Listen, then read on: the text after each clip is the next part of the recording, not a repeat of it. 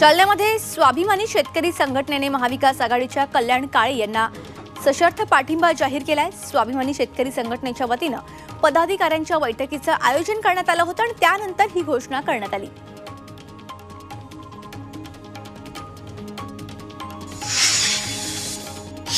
महायुतीचे उमेदवार नरेश म्हस्के हे प्रचंड बहुमताने निवडून येतील असा विश्वास मुख्यमंत्री एकनाथ शिंदे यांनी व्यक्त केलाय।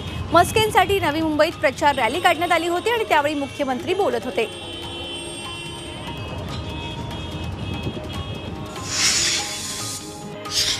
नाशिक लोकसभेमध्ये प्रचाराचा धुरळा सुरू झालाय।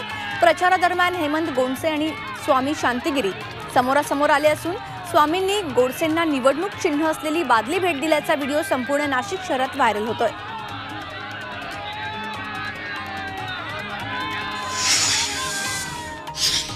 मुंबई अमृत नोनी गॅस्ट्रिन अपचन ऍसिडिटी गॅस्ट्रबल ह्यापैकी तुम्हाला कुठलाही गॅस्ट्रिक प्रॉब्लेम झाला उपाय एकच अमृत नोनी गॅस्ट्रिन।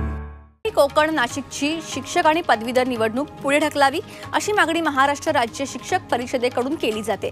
याबाबत निवडणूक आयोगाला पत्रही पाठवण्यात आलंय। 10 जूनला या निवडणुका पार पडणार आहेत। मात्र या काळात शाळांना सुट्ट्या असल्यामुळे अनेक शिक्षक बाहेरगावी असतात, त्यामुळे याचा मतदानाला फटका बसू शकतो असं पत्रात नमूद करण्यात आलंय।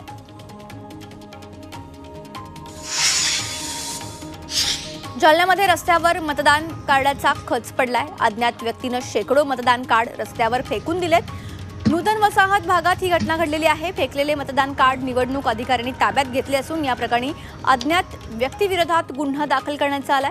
विशेष म्हणजे जालना लोकसभा निवडणुकीला अवघे 4 दिवस शिल्लक असताना रस्त्यावर अशा प्रकारे मतदान कार्ड फेकून दिल्याने चिंता व्यक्त करण्यात येते।